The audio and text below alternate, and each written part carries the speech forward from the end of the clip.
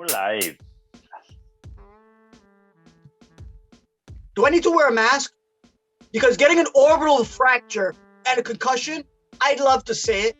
Parma's a bitch, Joel Embiid. How you like that? How you like that? Where you gonna fly? You can't even get on an airplane. I have so much to say to Joel Embiid right now. So much, but we'll leave that for later. Write him a love letter. Get one of Drake's ghostwriters to write it for you. Anyway, good afternoon, good morning, good evening, ladies and gentlemen, wherever you are, whatever time it is for you right now. Just know that you are locked in until the point with Yep.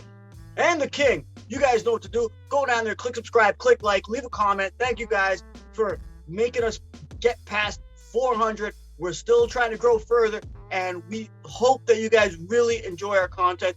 We appreciate you guys watching the videos, commenting, letting us know what you think. We also appreciate you guys loving our fantastic guests that we have on, especially this man right there in that corner, Mr. Kenyon Nisbett. Bro, you've really been blowing up online. People are loving you. I don't know what it is. Maybe it's your baby face. I don't know. Baby face assassin. I don't know. And then we also have in the other corner from the one and only Pops Culture, Mr. Papa Minnow, who I like to call AKA Aquaman. Yes, he can speak to fish. Okay? The King, Prince of Ghana. Now, guys, how are you doing? Pretty good. Happy to be on. Thank you guys again for having me on. Playoffs have been enjoyable. I've been watching quite a bit of basketball, so that's also been good too. I've been watching and I've been betting. Papa, so since you've really been like our recap guy to always look at everything in hindsight in 2020, right? Shoot, I just said that. To look at everything in 2022, but you know. I'm old, Skip. I forget things, okay? I don't even know my age anymore. But I gotta ask you, based on what you've seen, because you have not been on to the point during the playoff series against the Philadelphia 76ers, right? I have to ask you, what did you notice based on how it ended between the Raptors and the Philadelphia 76ers, my friend? Please, take it away. So overall, I think it was a good series from the Raptors. You know, they started off really shaky, going down 0-3. It did give a bit of, like this team's probably going to roll over and die at first. I knew there was fight in this team, and there always has been throughout the entire season. And that's one of the great things about this team. But definitely going down 0-3 was not what anyone intended or planned. I know beforehand I had them going 6 games at least in this series, which they happened to do. So that was a huge benefit that they ended up crawling back. But yeah, going down 0-3 really hurt them, especially that third game. It really gave me that, 2019 Milwaukee vibe where we ended up going into that overtime and, Kawhi was on like his last legs, literally. And eventually, they ended up pulling it out and then got back in that series. But yeah, this way, it went the opposite way for the Raptors this time, and they ended up going down 0-3. But yeah, then they buckled down like they had been all year. They hadn't lost 3 games in a row all season long, so that carried on into this. They were the 14th team in NBA history to force a Game 6 being down 0-3 in this position. So that was really good for them as well, too. But yeah, they were a scrappy team. They have been all season. We didn't expect them to be in the playoffs. I know I came on here before saying that I expected them to be 7 to 10 in that range, and then they ended up getting that 5th seed at the end of the season. So they've been scrapping their way through, and they did exactly that in the series, and they showed everyone that they still have fight. Oh, sorry, I said 6, but yeah, they ended up getting the 5th. But yeah, you did say that as well too. But yeah, so they showed who they are. They showed that this team is resilient. They're very competitive. They'll not lay down and die. In the past, we've seen Toronto teams, when they go down 0-3, it's automatically a sweep, and that 4th game is terrible. We ended up shipping out DeRozan after his performance in that last one against LeBron. So this team was definitely different. We got a good showing from Pascal later on. He started off a little bit slow, but he did bring it towards the end. OG had his best playoff performance. Luckily, he wasn't injured or anything like that, and he got to play the minutes that he deserves. And he's only going to get better. Yeah, he's only going to get better from here as well, too. And then Scotty, he had that injury, but he came back and he ended up playing pretty well himself as well too in his first series, putting up 12.8 points, 9 rebounds, and 4 assists. He shot a little bit poorly. Sorry? Put me in, coach. Yeah, basically what Scotty was saying. He shot a little bit poorly with the 43%. And then, from behind the line, it was only 16, which is pretty abysmal. But I think going forward, it's going to be a positive for him because he got the experience of being in a playoff series and being able to, get that that experience in the playoffs is definitely invaluable. It's a completely different atmosphere. It's going to help him in his career and help him push him forward. So yeah, they did what they had to do in this series. They made it competitive, despite having that bad start, and then the refs being a little bit shaky at times. I think that they definitely played a bit of a hand in this series. But overall, I would say that this is a good series from the Raptors, and a good year from the Raptors. I don't think you can expect anything better from them, given the situation that they had at the beginning of the season. Kenyon, you just said something there about getting playoff experience. Yes, in the last show. Kenyon did mention that on our last episode, our reaction right after the game. He did speak about how the experience is necessary and it's key. So based on having experience for these young Raptors, Kenyon, how do you see these young Raptors faring in the future, my friend? So I think, like I said, this was needed. Everyone wanted us to tank. Everyone wanted us to tank out of where we were at the time. And I said, why are we tanking? We have potentially a future MVP on our hands if the development and he continues to work. Why wouldn't you want to get this guy? Yes. Why wouldn't you want to get this guy? Or Fred Van? No, I'm just kidding. Why wouldn't you want to get these guys some reps together and some reps in the playoffs? Because that's really where it matters. What I saw from it is, like Papa said, they bounced back. I felt better about the third game than most people did because I saw a blueprint in the third game to get back in the series. But they dug themselves a hole with even just going 0-2. Like that doesn't help. And then, that game, let's call it a toss up. But I thought it was good. Literally. And yeah, literally a toss up. So I thought it was good. I think moving forward, we've seen enough. We've seen enough for the positionless basketball idea that, I want to see them lean more into it. Yes, there's going to be some issues depending on which way you go moving forward in terms of shooting, but those are things that they can work on. I trust the development staff above really anyone else or anything else. So I want to see Point Scotty about 60-70% of the time, and then Siakam the remaining amount. So again, 60-70 versus 40-30 with Siakam. You're alluding to a question that I'm going to ask you later. You don't have to go there. Oh, we will get there. Now, thank you, Kenyon. Thank you, Papa. Skip. Okay, so based on what we've seen from the Raptors and what they've provided for us this playoffs, maybe like a window, some sort of insight into into the crystal ball, what do you see for the future of the Toronto Raptors since the season is over right now, based on the young players they have and some expiring contracts, and there's some free agents out there? What do you see for the future of the Toronto Raptors, my friend? I think I see exactly what we saw this year. I think we see it moving forward with this roster, with this framework, just continuing to build it up, continuing to let these young guys develop, specifically Scotty, specifically Precious, specifically OG, just because he hasn't had a lot of full seasons under his belt. Pascal obviously has kind of reached we would assume he's reached his ceiling at this point, but if he can maintain that level, Freddie VanVleet, if he can continue to be a shooter, continue to be an elite shooter and kind of find his role in this offense. I was listening to Nick Nurse's press conference today, and he said an interesting thing about the shot chart this year. You said this year the team was really just focused on getting any shot they could because they were young, they were running, they knew they weren't going to shoot particularly well. So they were just like, let's just get something up at the basket, and then we'll go chase down the offensive rebound. As they move forward with this team, as these guys become better and better shooters, as hopefully maybe they bring in, I would say just a 3-point threat off the bench, a guy who can, as you've mentioned a few times, Kenyon, a Gary Harris type, or someone in that mold who can come in and just be, 15 minutes a game, 3-pointers off the bench.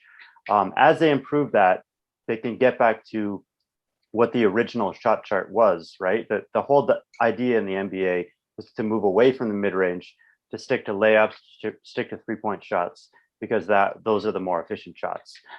So if the Raptors can get back into that, mid-range ain't working. Look at DeMar DeRozan. Yeah, exactly. But it's not just the Raptors; it's the whole league. This was sort of a revolution in the way people thought about basketball. And the Raptors have kind of gotten away from that, and that's why they were so bad in the half court this year. That's why they were such a poor shooting team this year. At least part of why. So I think some of that's personnel. Obviously, some of it is you need to bring in guys who can actually put the ball in the bucket. But a lot of it's also just growth, internal growth, guys finding their spots on the floor, finding their roles, and so I think for the most part, we're just going to see them run it back and really build on what they've shown this year. And what they showed was a 5 seed for a young team. Like, if you're going up from there, like there's nothing to be disappointed with. Like, you go up from there, you're going to be in the top 3-4 in your conference. Suddenly you're favorites. Suddenly, next thing you know, you're in the conference finals. So I think they absolutely have a recipe for success, and they just have to continue building on it. All the way up. Can I give you guys my piece about what I've witnessed from the Toronto Raptors this past playoff series? Because we have been giving live reactions at the end of the game. Kenyon, you've been a part of that. I will say this. Skip, I agree with you. Run it back. Run back what you got. These players develop further. Like, a lot of people keep forgetting that Precious Achiuwa is only in his 2nd season, right? That kid can play, right? Scotty, it's only his 1st season. Gary Trent is only in his early 20s. There's nobody above the age of 28 on the Toronto Raptors other than Thaddeus Young, right? These guys have time to grow. You can see Scotty. All I would say is that I was speaking with one of my friends yesterday at a friend's funeral, and we were speaking about it. And all I said was, if Scotty can develop a 3-pointer, right, and do that, he'll be lethal. He'll be unstoppable. We spoke about this months ago, Skip, you and I, about how he fits that Giannis prototype, right? But it's taken Giannis so many years to finally develop this 3-point shooter, right? Rest in peace, Boston Celtics. I know you would like that one, Skip. It's only game 1.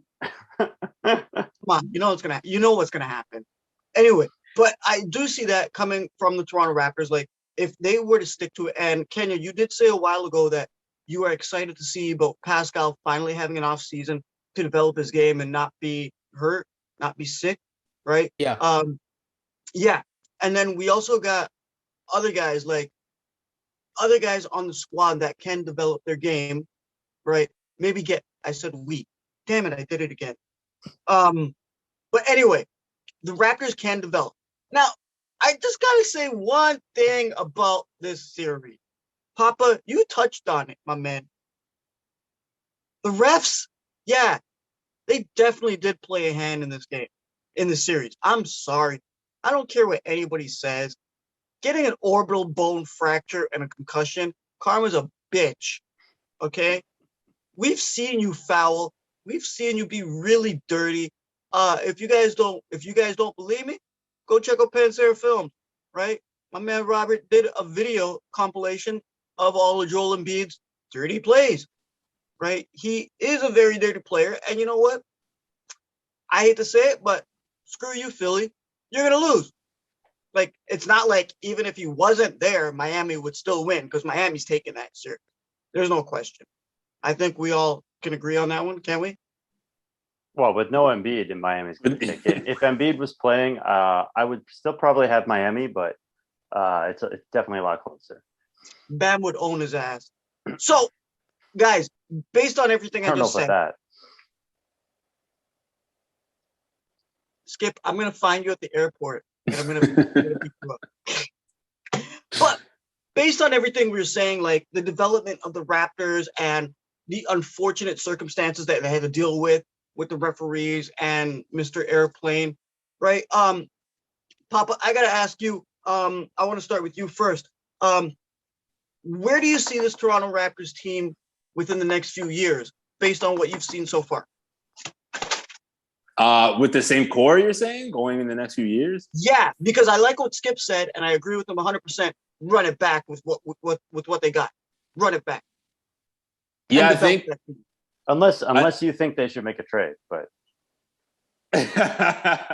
I don't know. I think I'd leave that to Kenyon to bring that one up. But I would say, if they're going to run it back with this core, like you said, Brian, development is a huge piece. Especially with the Raptors, are probably one of the best organizations in terms of developing players.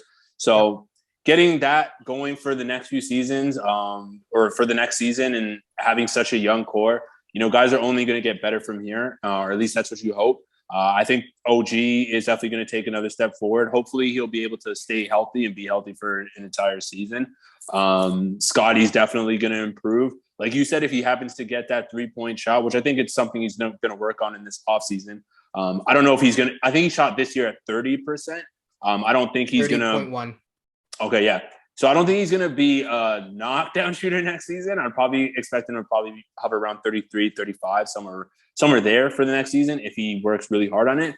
But that's going to help improve as well too the Raptors offense going forward, and that's going to be a huge plus because that was something that they struggled with last year was their offense. What you said about Scotty, we got to make a meme. We got to do the Liam Neeson one. I will find you with his face on it. Lethal. But go on, please. No, go ahead, son. I was just gonna say, like, we when we talk about development in the future, we spend so much time talking about like Scotty and Precious and even Gary Trent and OG. But we also have to remember there's other guys in the roster too. Like Justin Champagnie is only 20 years old. Like he could come back and find a role in the team next year. Delano Benson could find a role in a backup point guard.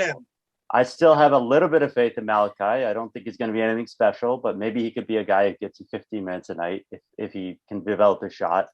And even this David Johnson guy, I don't think he's going to make the team next year, but you never know. They picked him for a reason, right? There's still Brooks. Armani Brooks, I didn't even mention Brooks. He's pretty young too.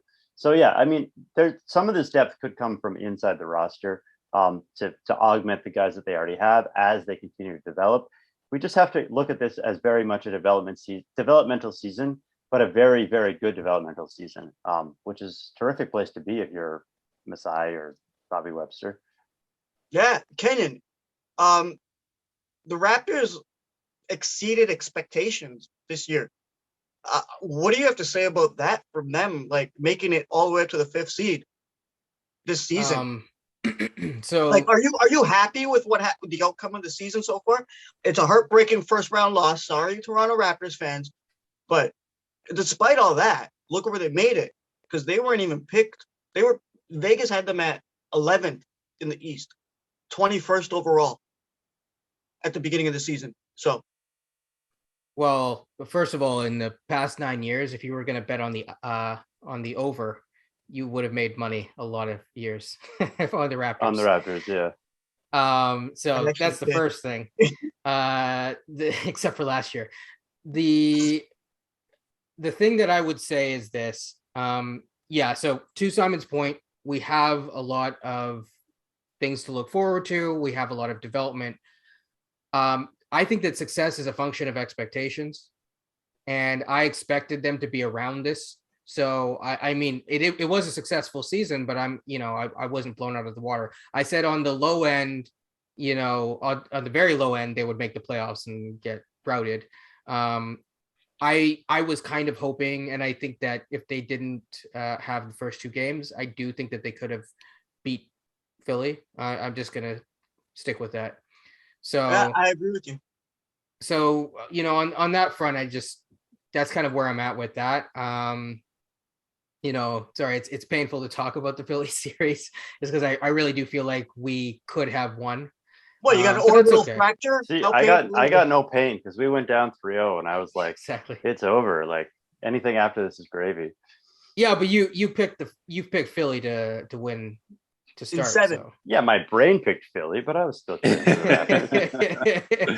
Raptors.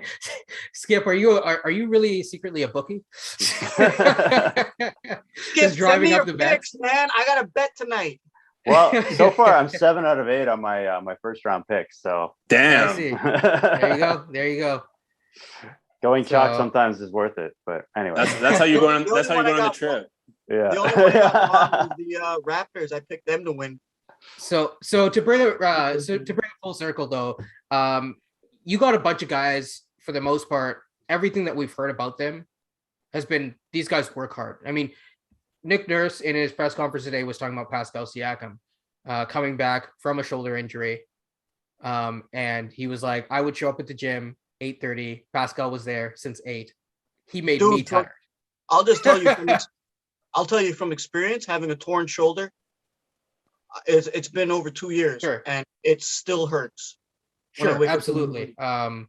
But obviously it would probably would help us all to have the access that they have to equipment and people. But I think the point is that this guy worked hard, right? Like he really, really worked hard to come back, not just from a torn shoulder, but he decided to get surgery on it and not, do it properly, rehab properly. So that's why I said, like, I'm really excited to see him at the Rico Hines rise this year.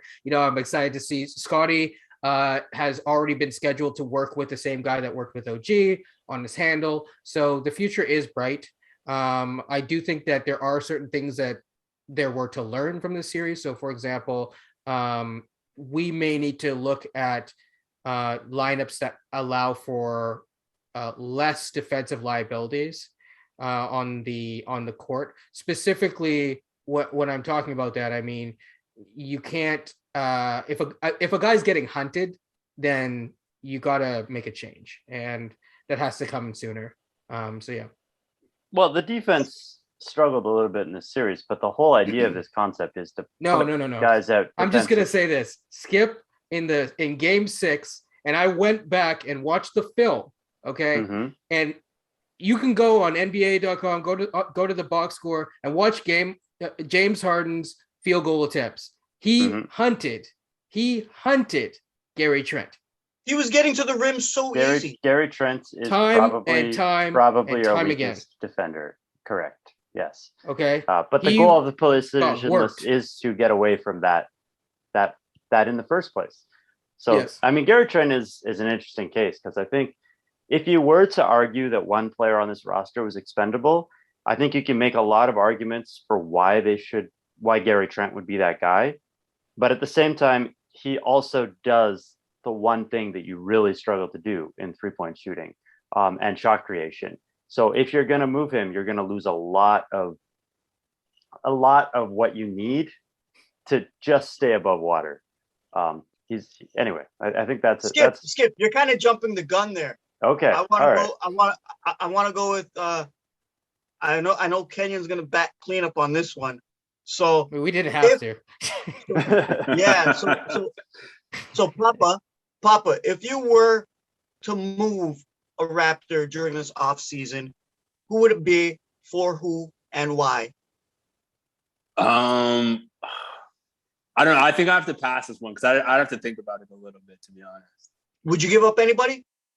You should say Pascal. Just to bring up the haters. I guess.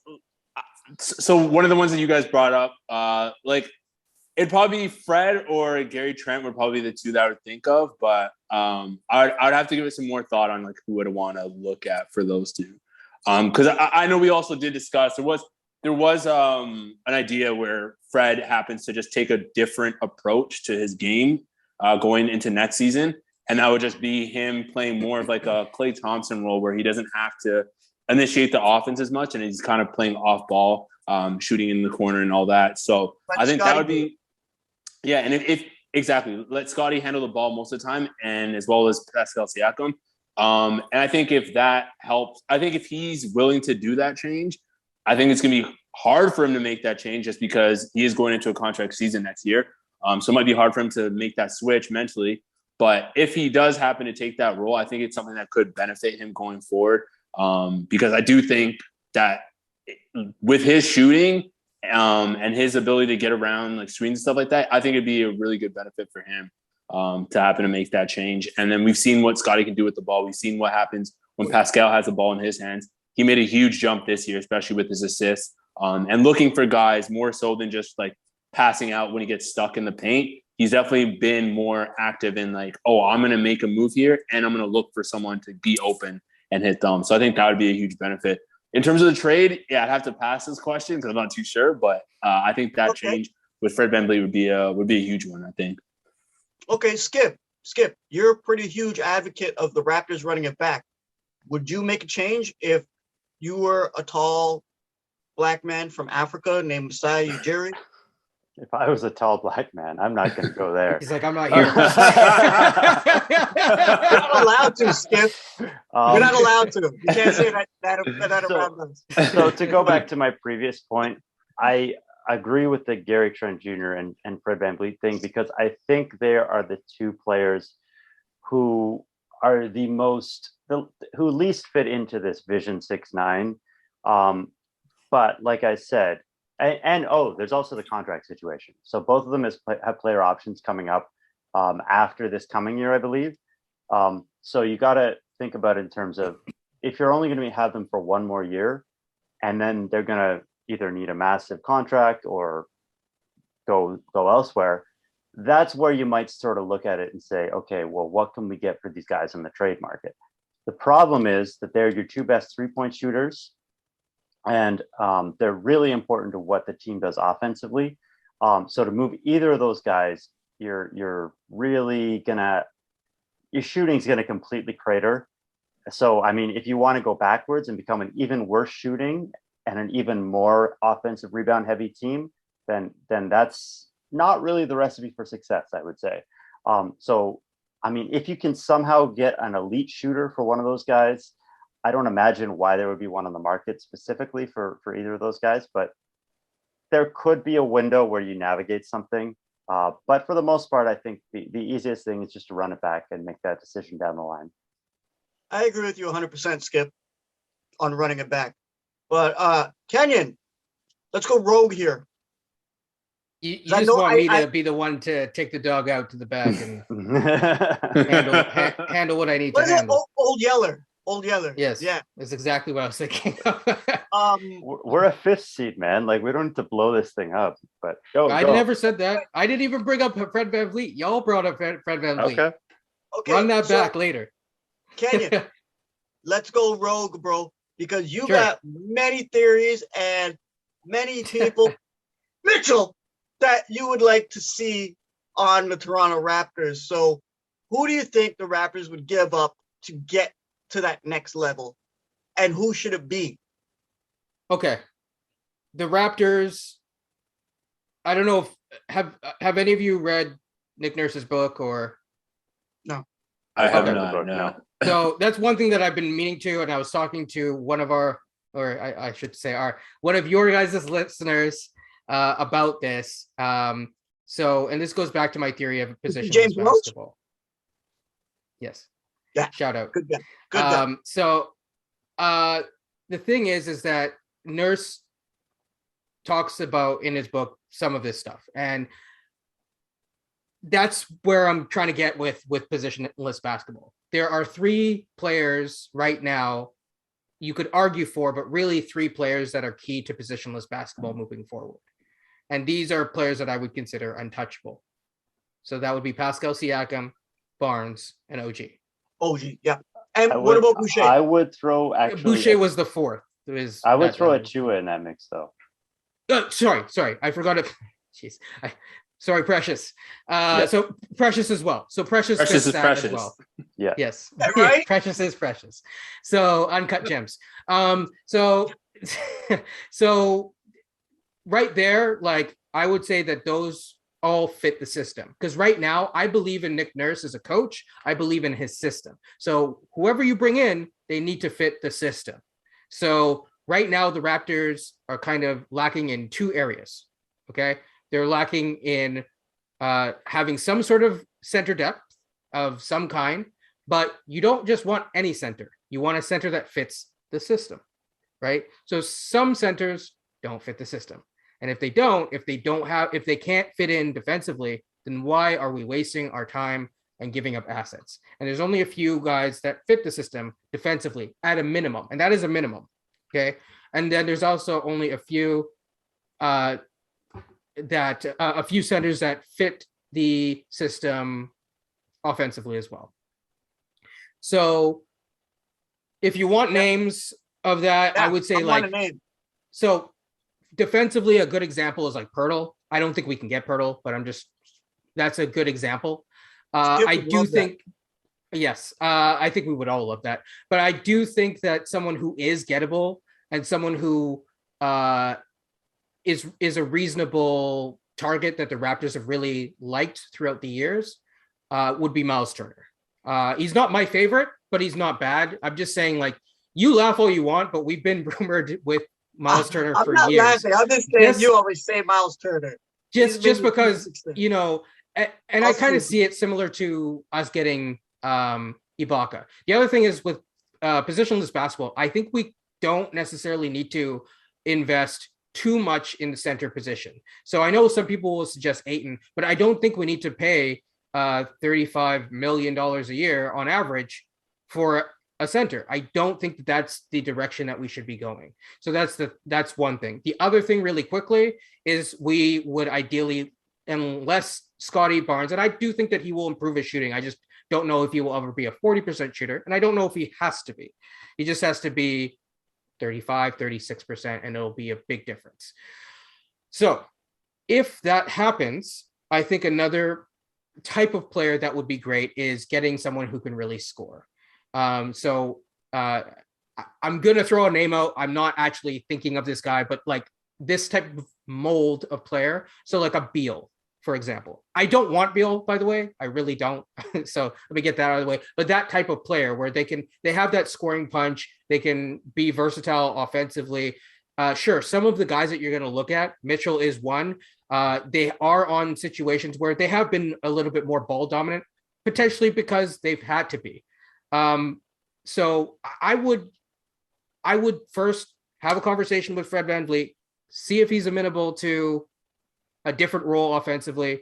I would explore that first behind closed doors, see how that is. And if he is, and he's really truly bought in, let's sign that contract up, baby. Sure. So the one thing I would say about that is I think that conversation's already been had, and his usage rate. We don't know that though, because he just had a press conference that said, you know, that seems to suggest otherwise, or at least suggest that if it was that, you know, maybe 20 points a night isn't enough. So we'll see.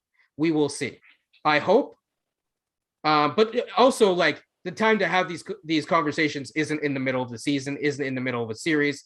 It's oftentimes, hey, so Nurse likes to do, as he said, 365 days of coaching.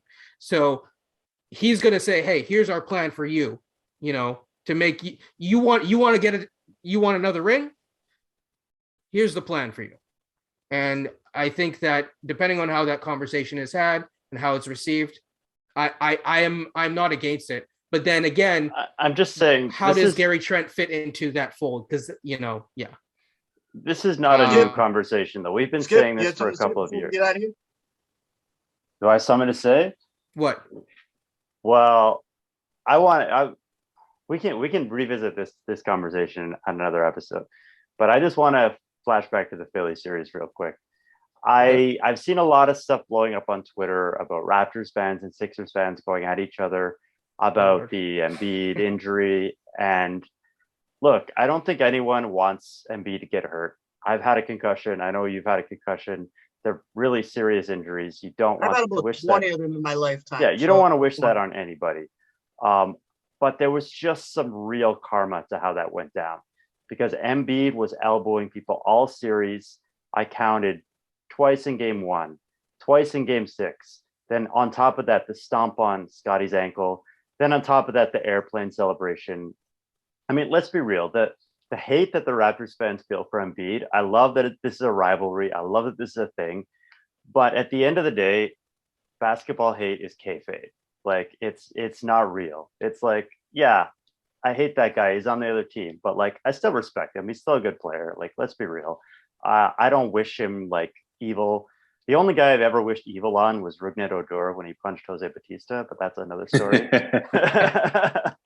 Different sport. Well-deserved hate. Different sport. Yeah, so I think like at the end of the day, I respect Joel. I'm sorry that it's hurt in the next series, but man, if anyone had it coming, like I'm sorry. You hurt 3 of our guys in that series. So let's be real. Anyway, I just wanted to say that. Papa, do you have anything left to say before we cut out of here? Because we're a little short on time. You've been pretty quiet today, my friend. Wait, yeah, I just fish? I'm sorry, what? I said you still speaking of the fish? They're in my head right now. No, I was just gonna say, I think just Gus from Moon Knight? I'll just say I think the biggest thing, especially in this series, the Raptors, they had a great series. They fought back, they clawed back. But I think the biggest difference is just that like Philadelphia had stars. And I think star power does matter, especially when it comes to the playoffs. Embiid was an absolute beast. I know, Skip, you just said that he did have a couple of those injuries on our side. But in terms of his play and how good of a player he was an absolute monster. Like that game 3, some of the shots he was making were just absolutely insane. And I like, as much as I was rooting against them, I was just jaw dropped in awe at what he was able to do in that 3rd game. So when it comes down to it, star power does matter. And Philadelphia had guys who could make shots when it mattered. Maxey was a huge part of that. Game 6. Him as well too. Maxey, he was torching Van Vliet a little bit as well too. The Raptors, they're not at that level yet where they have a guy who, when you need a basket, you'd be like, yo, let's give him the ball and he'll get you a guaranteed basket.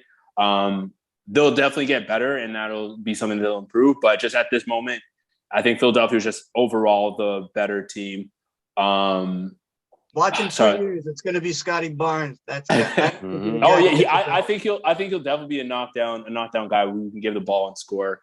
I think the series overall was great. I was going to say something about Embiid, but I completely blanked on what it was.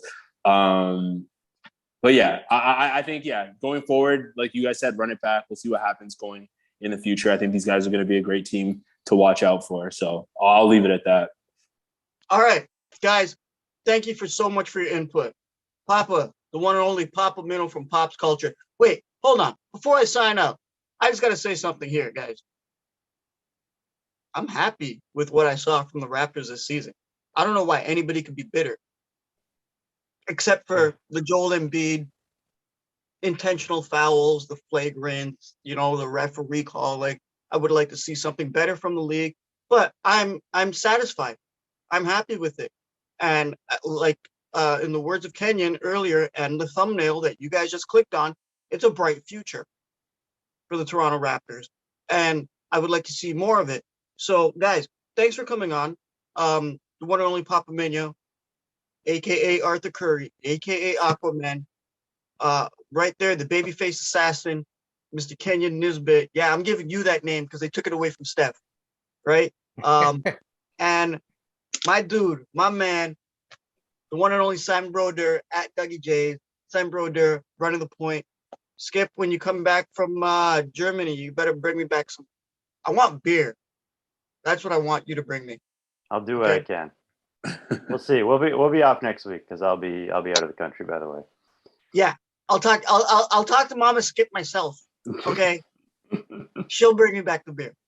Anyway, guys, this has been a pleasure. Great time today. To my fellow Muslims out there, Eid Mubarak. I'm about to go have dinner with my family. So, on behalf of Papa, Kenyon, and the one and only Simon Broder, and here from To The Point, all our fantastic guests that come on. Good afternoon, good morning, good evening, good night, and peace.